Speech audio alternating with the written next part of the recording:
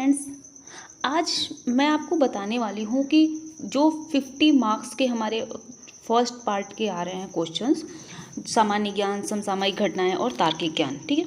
Junior aided school के लिए जो ये 50 क्वेश्चंस आने वाले हैं, इन 50 क्वेश्चंस में कहाँ से कितने क्वेश्चन आएंगे, वैसे तो ये बहुत पहले मैं बता चुकी हूँ आपको। जब मैंने सिलेबस डिस्कशन किया था तो मैंने आपको बताया था कि कहाँ से कितने आएंगे, लेकिन आज मैं स्पेशली ये बताने वाली हूँ कि जो 14 दिन बचे हुए हैं, ठीक है, इन 14 दिनों में, आज है 2, 17 को एग्ज़ाम है, तो कल से लेकर 14 दिन तो जो हैं, इन 14 दिनों में आपने अब तक काफ़ी कुछ तैयार कर लिया है। मैंने आपको जो टारगेट दिया था उन टारगेट के अकॉर्डिंग आपने काफ़ी कुछ कर लिया होगा।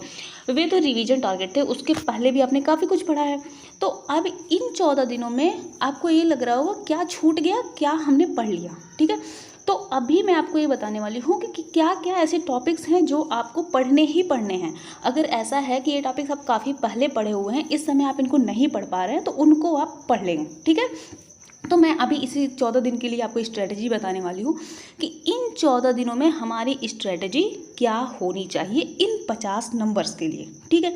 और साथ ही मैं आपको ये बताऊँगी कि कहाँ से कितने नंबर के क्वेश्चन बनने वाले हैं।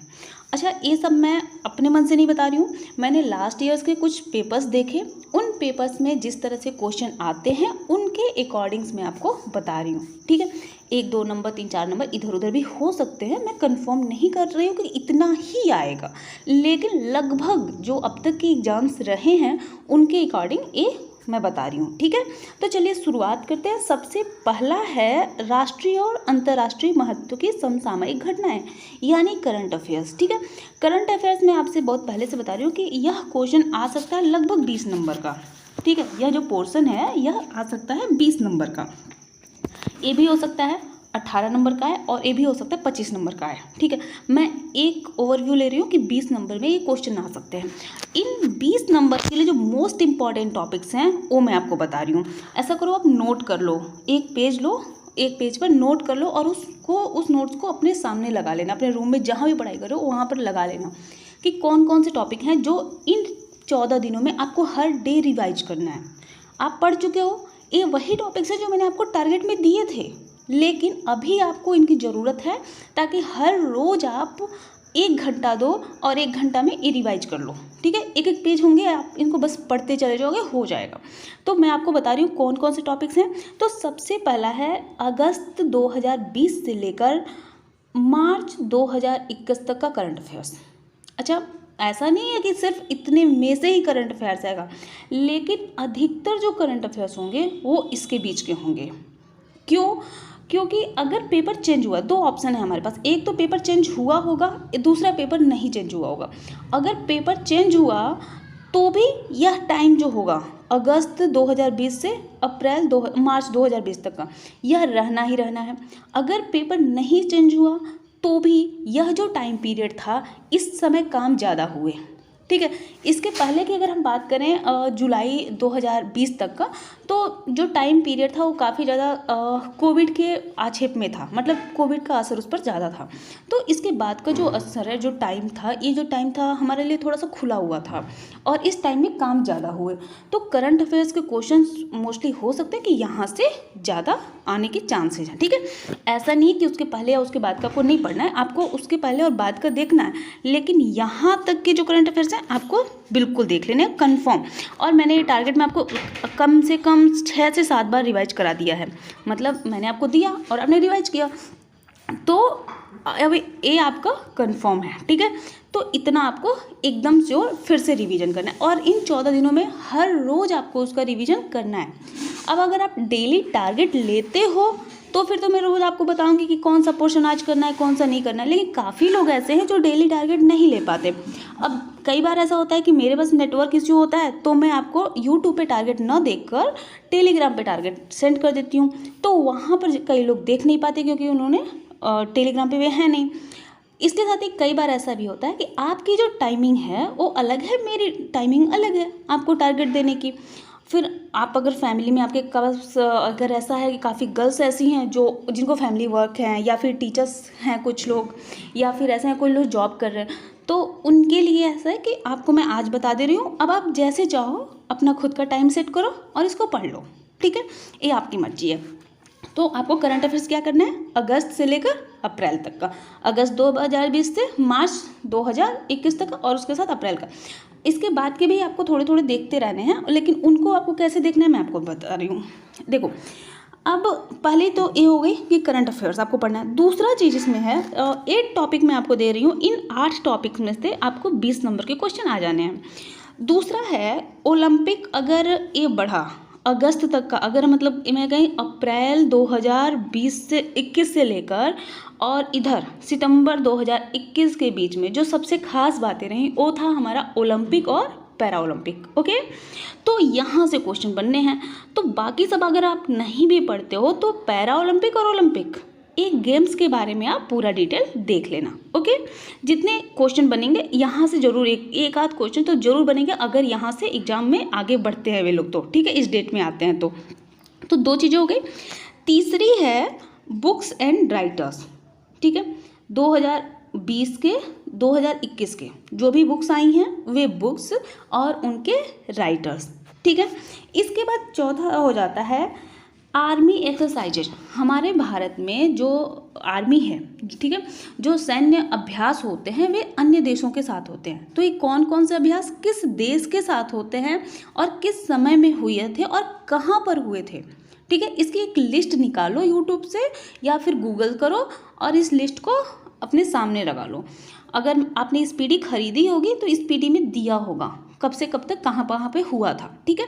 मैंने इसीलिए आपसे कहा था कि ऐसी जो चीज़ें 1 लाइनर्स की जो हैं वे आपको स्पीडी में आराम से मिल जाएंगी, ठीक है। तो इनको आप लगाओ, इनको पढ़ लो।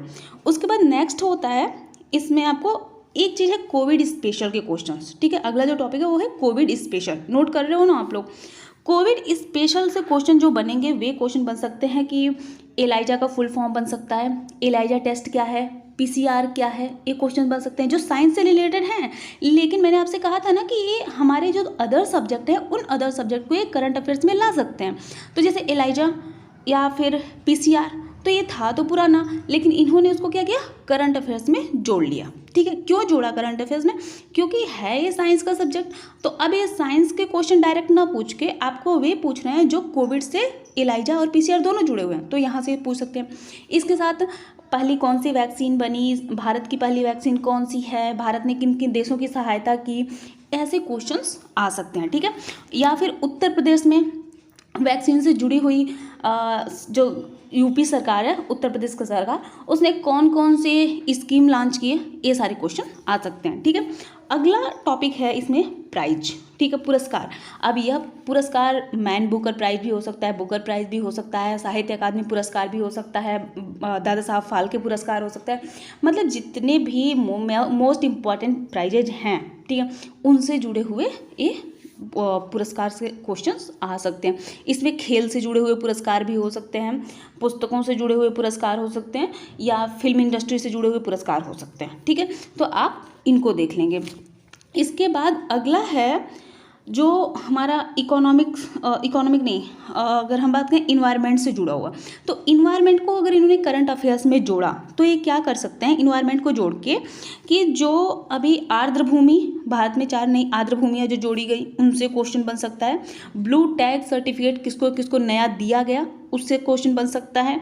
नेशनल पार्क कौन कौन से बने, या अब भारत में नेशनल पार्क कितने हैं, कौन से हैं, सबसे बड़ा कौन है, सबसे छोटा कौन है। मैं इसकी एक लिस्ट आपको टेलीग्राम पे दे भी चुकी हूँ, तो आप वो सब देख लेना।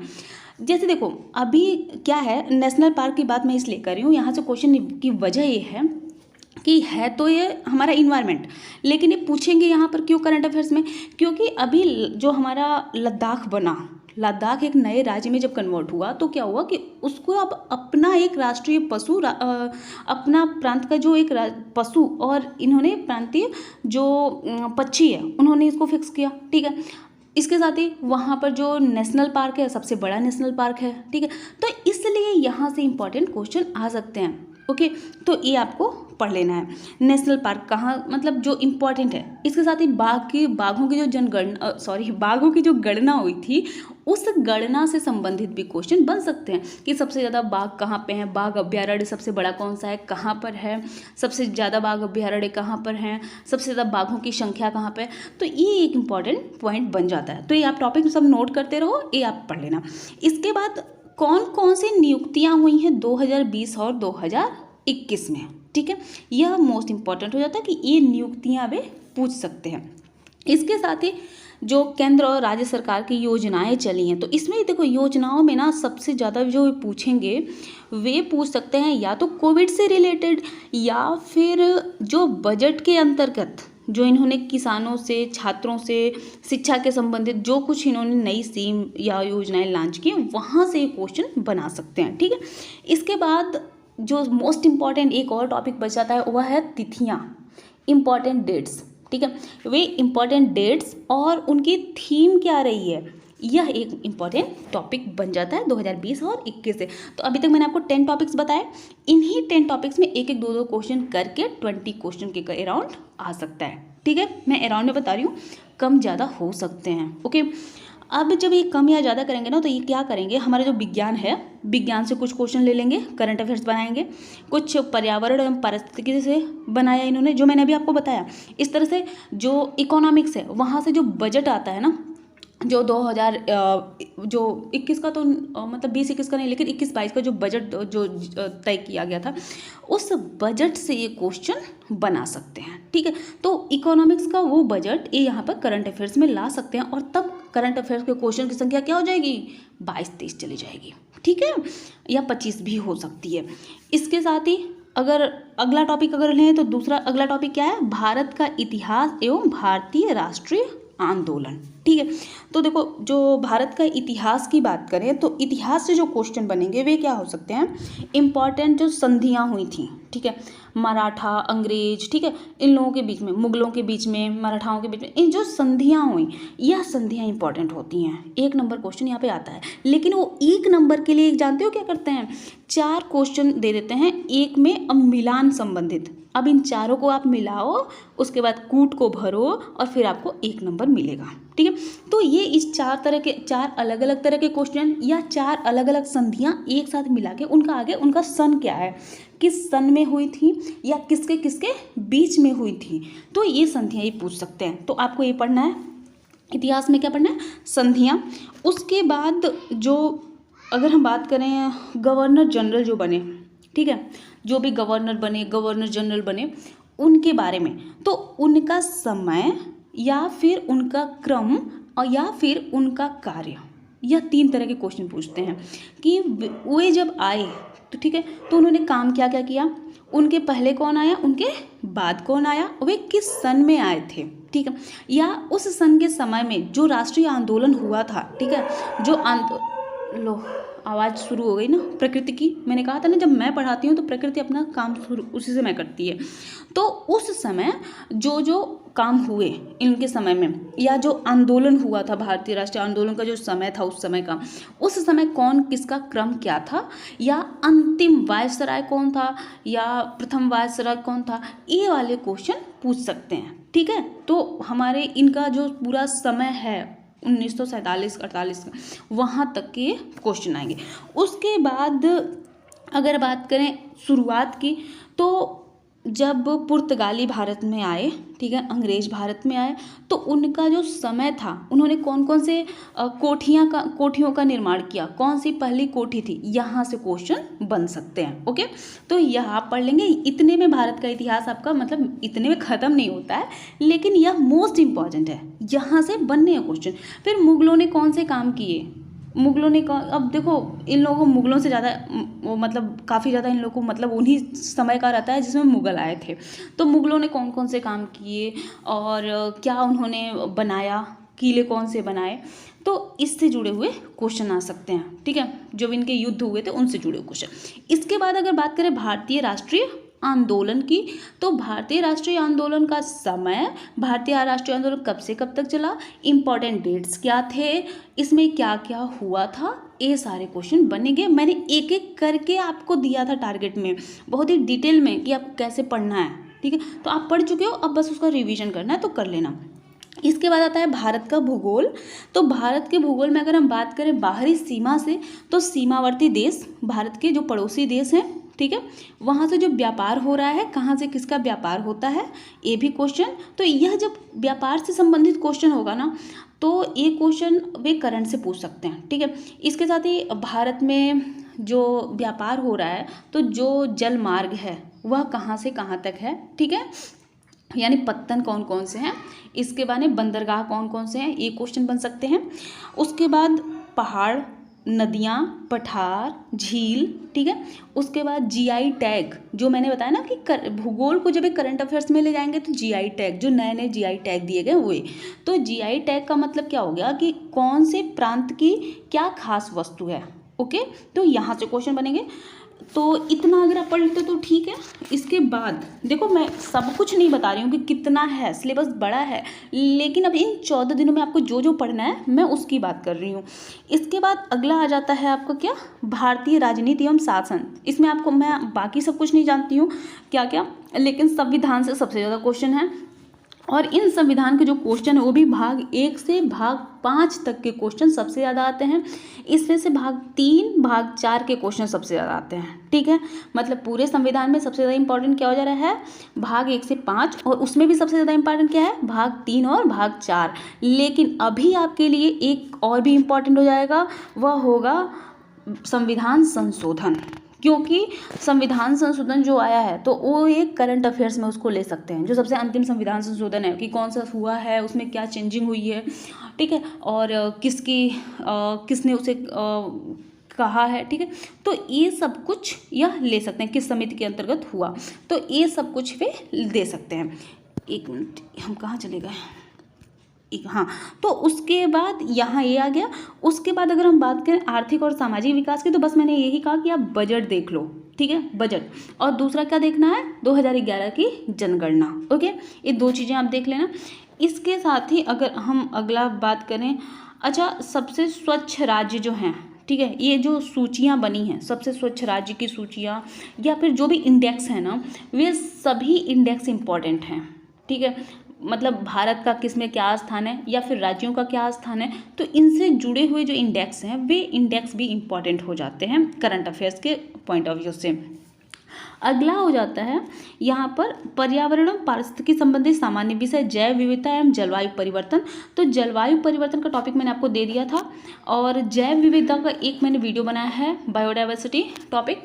तो उस वीडियो में मैंने जितने भी इंपॉर्टेंट पॉइंट्स हैं मैंने सब कुछ दे दिया है, जितने इंपॉर्टेंट आप पढ़ सकते हो वो सब कुछ है वहाँ पर, कुछ अलग से आपको नहीं देखना। तो आप वो अलग अगर वीडियो देख लेते हो जैव विविधता, तो आपके लिए हमें लगता है बेहतर होगा वो। अब उसमें मैं और क्या बताऊँ, उतना ही है। उसके बाद बात करें सामान्य ज्ञान की, तो सामान्य ज्ञान के लिए आपको, सामान्य विज्ञान के लिए आपको अलग से कुछ नहीं करना है। यहाँ पर आपको एक काम करो, जो मैंने आपको कहा था ना, ल्यूसेंट आपने पढ़ा ही होगा, अब तक आपने एक बार तो पूरा पढ़ ही लिया होगा, क्योंकि ये सारे टॉपिक्स का आपने सारे क्वेश्चन कर लिए होंगे। तो अब आपके पास ये है कि इन 14 दिनों में आपको यही सब जो टॉपिक्स हैं, इन टॉपिक्स पे सबसे ज़्यादा उसको बार बार उसको प्रैक्टिस करना है, उन्हीं क्वेश्चंस को बार बार आपको प्रैक्टिस करना है, ठीक है। जो नहीं आ रहे हैं दोबारा उनकी प्रैक्टिस करना है, तो ये काम है। अब सामान्य विज्ञान के लिए आपको सिर्फ वही आप देख लो, बाकी कुछ नहीं देखना है। इसके बाद आता है रीजनिंग। तो रीजनिंग की बात करें तो ये सारे टॉपिक, मैं रीजनिंग में ये नहीं कह सकती हूँ कि कौन सा छोड़ना है कौन सा पढ़ना है, आप सारे टॉपिक्स ही आपको देखने पड़ेंगे, ओके। अभी तक आपने लगभग सारे टॉपिक्स मैंने आपको 2-2 बार रिवीजन करा दिए हैं, मैंने बताया है, मैंने टारगेट आपको दिया था कि आप कर लेना, तो 2-2 बार हो चुके हैं आपके। अब आपको फिर इन 14 दिनों में इनका करना है, ठीक है।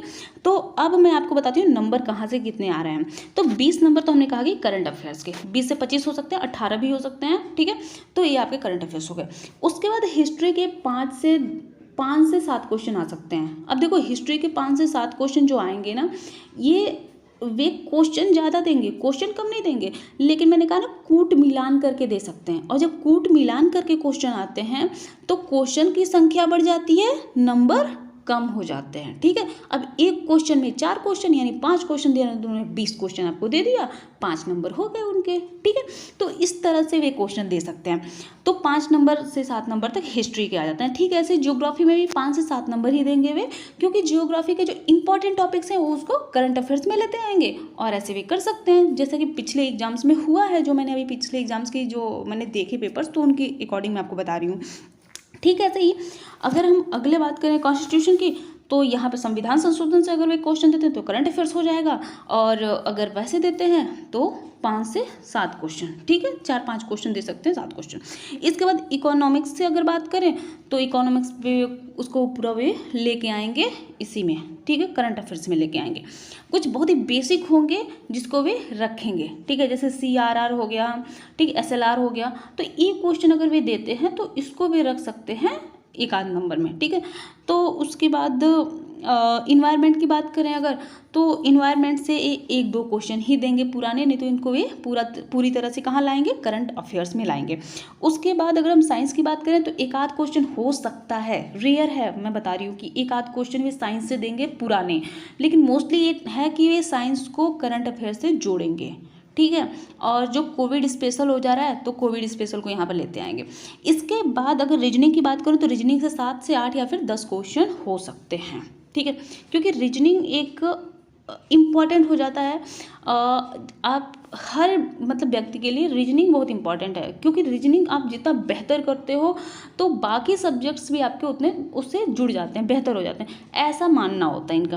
तो इसलिए रीजनिंग के क्वेश्चन ये बढ़ाते हैं। तो हो सकता है 7 से 8 या 10 क्वेश्चन या 5 क्वेश्चन ऐसे ही करें। तो ये सब कुछ डिपेंड करता है कि अगर इन्होंने साइंस के क्वेश्चन बढ़ाए तो रीजनिंग के थोड़े कम कर देंगे, ठीक है। इन्वायरमेंट, साइंस और रीजनिंग, सॉरी, ये तीनों एक दूसरे से मिले हुए हैं, मतलब कि एक का बढ़ाएंगे दूसरे का कम कर सकते हैं। तो इस तरह से मैंने बताया कि कहाँ पर कितने नंबर देंगे और आपको कैसे तैयारी करनी है। आपने सब कुछ नोट कर लिया होगा। All the best. 14 दिन आप जम के पढ़ाई करो, पूरे मन से पढ़ाई करो। कहीं भी कोई प्रॉब्लम हो तो आप मुझे कमेंट बॉक्स में कमेंट कर सकते हो। मैं पूरी कोशिश करूँगी कि आपको मैं रिप्लाई कर सकूँ कि आपको कितना पढ़ना है, कैसे पढ़ना है। अगली वीडियो मैं आपको दूंगी इससे जुड़ो कि साइंस जो है, जो जिनका साइंस है, जनरल साइंस है, मतलब सॉरी, जिनका सब्जेक्ट है मैथ एंड साइंस, उनमें उनको क्या क्या इन 14 दिनों में बहुत ही ध्यान से पढ़ना है। ओके, तो मिलते हैं अगली वीडियो में, तब तक के लिए ऑल द बेस्ट।